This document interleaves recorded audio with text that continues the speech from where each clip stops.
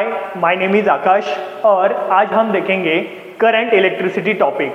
जैसे ही ये टॉपिक का नाम आता है बहुत सारे लोगों को 4 से 40 वोल्ट का झटका लग जाता है। ठीक है, बहुत सारे लोग सोचते हैं ये तो बहुत डिफिकल्ट मतलब टॉपिक है और यहाँ पे जब प्रॉब्लम्स आते हैं कॉम्प्लेक्स रेजिस्टिव नेटवर्क सॉल्व करने के तो ये बहुत ही डिफिकल्ट जाता है बहुत सारे लोगों को।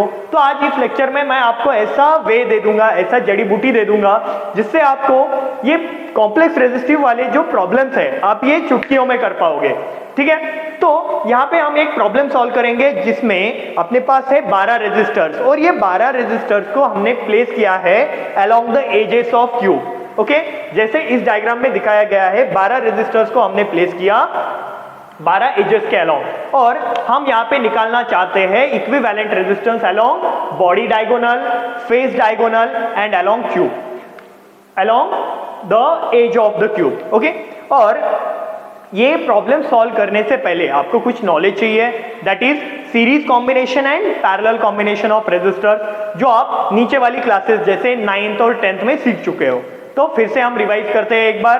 तो first is series combination. Series combination मतलब क्या? सीरीज कॉम्बिनेशन मतलब जहां पे रेजिस्टर्स को आपने प्लेस किया है एक के बाद एक और यहाँ पे करंट को जाने में या फिर इलेक्ट्रॉन को एक जगह से दूसरे जगह जाने में सिर्फ एक ही रास्ता है। अगर मैंने यहाँ से एक रेजिस्टर निकाल दिया तो इलेक्ट्रॉन यहाँ से आगे नहीं जा पाएगा, ना करंट फ्लो हो पाएगा। तो इसके कुछ कैरेक्टरिस्टिक्स है। फर्स्ट कैरेक्टरिस्टिक्स इज यहाँ पे अगर देखा जाए तो एक ही इलेक्ट्रॉन सारे रेजिस्टर्स में से पास हो रहा है, तो यहाँ पे सारे रेजिस्टर्स के अलोंग करंट कैसा होता है? सेम। दूसरा पोटेंशियल डिफरेंस हर एक रेजिस्टर के अलोंग होता है डिफरेंट। और जब हम ऐसे ही रेजिस्टर्स n रेजिस्टर्स मतलब बहुत सारे रेजिस्टर्स है जिनका रेजिस्टेंस है n, R रेजिस्टर्स है और उनको अपन ने कनेक्ट कर दिया सीरीज में, तो उनका जो इक्विवेलेंट रेजिस्टेंस आता है that is n into R। What is n? n मतलब कितने नंबर ऑफ रेजिस्टर्स आपने कनेक्ट किए हैं। What is R? R is a resistance of one resistor. Okay, now अगर आपको इसमें से इक्विवेलेंट रेजिस्टेंस निकालना है, what is mean by equivalent resistance? जहां पे रेजिस्टेंस मतलब जब इलेक्ट्रॉन एक जगह से दूसरी जगह जाता है तो उसके मतलब पाथ में जो डिफिकल्टीज उसको फेस होती है उसको बोलते हैं रेजिस्टेंस। ओके, तो ये सारे रेजिस्टर्स मिलके कितना इलेक्ट्रॉन को रोक पा रहे हैं, उसको कितना मतलब डिफिकल्टी प्रोवाइड कर पा रहे हैं, उसको बोलते हैं equivalent resistance. Okay, so equivalent resistance का निकालने का फॉर्मूला है in series resistance, R equivalent is equals to R1 plus R2 plus R3। Okay, so फिर आता है पैरेलल कॉम्बिनेशन। अगर पैरेलल कॉम्बिनेशन देखा जाए तो यहाँ पे रेजिस्टर्स को आपने प्लेस किया दिस टाइप में। ओके, तो जब इलेक्ट्रॉन यहाँ से आएगा तो इलेक्ट्रॉन को आगे जाने में है 3 रास्ते। अगर मैंने यहाँ से एक रेजिस्टर निकाल भी दिया तो कोई फर्क तो पड़ने वाला है नहीं, क्योंकि यहाँ से इलेक्ट्रॉन 2 रास्तों से आगे चले जाएंगे। तो इसके भी कोई कैरेक्टरिस्टिक्स है। फर्स्ट कैरेक्टरिस्टिक्स है कि पोटेंशियल डिफरेंस जो होता है, पोटेंशियल डिफरेंस हर एक रेजिस्टर के अलोंग कैसा होता है? Same potential difference. नेक्स्ट यहाँ पे देखा जाए तो यहाँ से कुछ अलग इलेक्ट्रॉन फ्लो हो रहे हैं, यहाँ से कुछ अलग इलेक्ट्रॉन और यहाँ से कुछ अलग इलेक्ट्रॉन, मतलब कि हर एक रेजिस्टर के अलोंग करंट होता है डिफरेंट। मतलब यहाँ पे 2 characteristics, potential difference across each resistor is same and current through each resistor is different. Okay, ये होने के बाद अगर आपने n रेजिस्टर्स को एक के बाद एक पैरेलल में जोड़ दिया तो उसका इक्विवेलेंट रेजिस्टेंस आता है R डिवाइडेड बाय n। जैसे सीरीज में आ रहा था n into R, वैसे ही पैरेलल में आता है R divided by n। So what is R? R means the resistance of one resistor and what is N?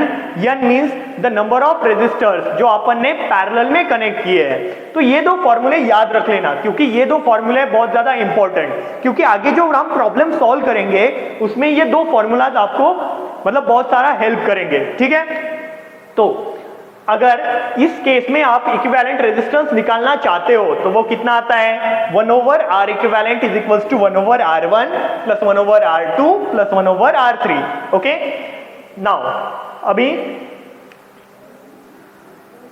हम सॉल्व करेंगे जो अपना प्रॉब्लम है। अगर ये प्रॉब्लम आपको सॉल्व करना है, जो क्यूब के अलोंग अपन ने 12 रेजिस्टर्स प्लेस किए थे वो, तो उसके लिए कुछ स्टेप्स है जो मैंने बोला था आपको। एक ऐसी जड़ी बूटी दे दूंगा, ऐसा एक उपाय दे दूंगा जिससे आप सारे प्रॉब्लम जो है कॉम्प्लेक्स रेजिस्टिव नेटवर्क के वो सॉल्व कर पाओगे। तो उसके लिए आपको कुछ स्टेप्स के थ्रू जाना पड़ेगा।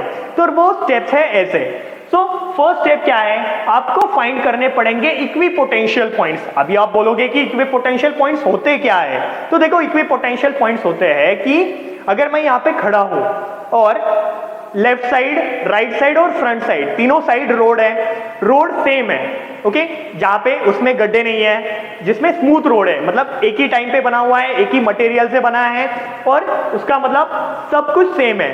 तो मैं लेफ्ट साइड पे 7 किलोमीटर गया, उसके बाद मतलब राइट साइड पे 7 किलोमीटर गया, उसके बाद में फ्रंट साइड पे 7 किलोमीटर गया। तो 7 किलोमीटर राइट साइड जाने में भी मेरी उतनी एनर्जी खर्च होगी, उसके बाद में फ्रंट साइड 7 किलोमीटर जाने में भी उतनी एनर्जी खर्च होगी और लेफ्ट साइड जाने में भी उतनी एनर्जी खर्च होगी। तो ये जो आफ्टर 7 किलोमीटर जो पॉइंट्स आ रहे हैं दैट इज इक्विपोटेंशियल पॉइंट्स, मतलब यहां से जाने के बाद उन सब पॉइंट्स पे मेरी एनर्जी कैसी है, सेम है। तो अभी ये रेजिस्टेंस के केस में कैसे निकालोगे, देखिए अभी अपने पास ये है डायग्राम। अगर मैंने ले लिया ये पॉइंट ए, अभी आप देखोगे कि ए पॉइंट से बी पॉइंट तक जाने में, ये देखो ये पॉइंट तक जाने में एक ही रेजिस्टर है, तो ये हो गया बी।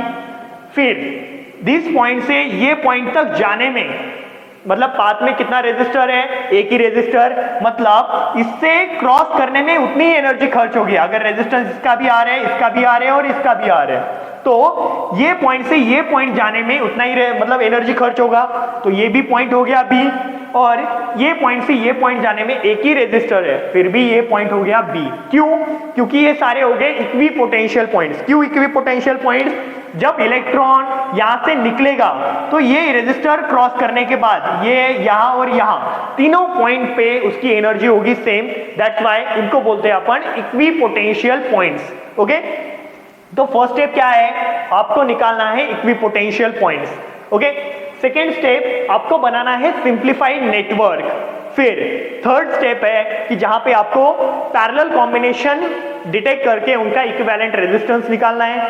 फिर देखो कि कितने सीरीज कॉम्बिनेशन बन रहे हैं वो सिंप्लीफाइड नेटवर्क में, और लास्ट वो नेटवर्क को तब तक सॉल्व करते जाओ जब तक कि एक इक्विवेलेंट रेजिस्टेंस निकल नहीं आता। ओके, समझा तो नहीं होगा, तो अपन सॉल्व करते एग्जाम्पल। जब आप सॉल्व करोगे एग्जाम्पल तो आपको सब कुछ समझ में आ जाएगा। ठीक है, तो पहला एग्जाम्पल लेते हैं जहां पे आपको निकालना है equivalent resistance along body diagonal. देखिए यहां पे अपना है क्यूब, यहाँ क्यूब के अलोंग मतलब सब एजेस जो है, एजेस के अलोंग आपने रेजिस्टर्स लगा दिए हैं और हर एक रेजिस्टर का रेजिस्टेंस है आर। तो आपको निकालना है equivalent resistance along body diagonal. Body diagonal मतलब ये पॉइंट और ये पॉइंट के बीच में।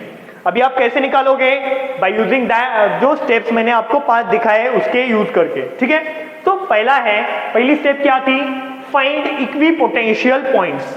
पहले आपको निकालना पड़ेगा इक्विपोटेंशियल पॉइंट्स। देखो अभी ये पॉइंट है ए, अभी ए पॉइंट से यहां तक जाने में एक ही रेजिस्टर है पाथ में, तो इसको नाम दे दिया मैंने पी। फिर ए से यहां तक जाने में पाथ में एक ही रेजिस्टर है, तो इसको नाम दे दिया मैंने पी। फिर ए से यहां तक जाने में एक ही रेजिस्टर, फिर से मैंने इसको नाम दे दिया पी।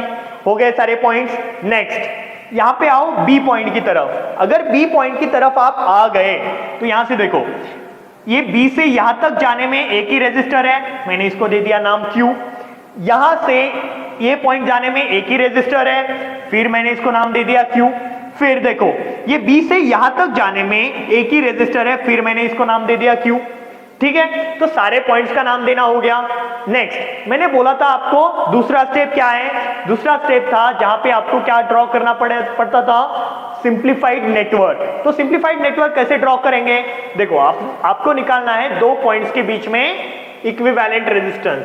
ये है ए पॉइंट, ये है बी पॉइंट। ओके, अभी देखो ये P पॉइंट अगर मैंने लिया तो देखो A से P के बीच में कितने रेजिस्टर्स हैं, 3 रेजिस्टर्स। कौन से ये 1, ये हो गया 2 और ये हो गया 3।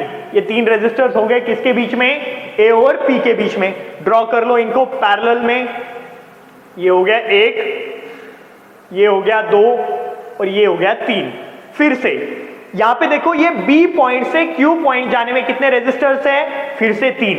ये देखो 1, ये 2 और ये हो गए 3, ठीक है। 3 रेजिस्टर्स है B और Q के बीच में।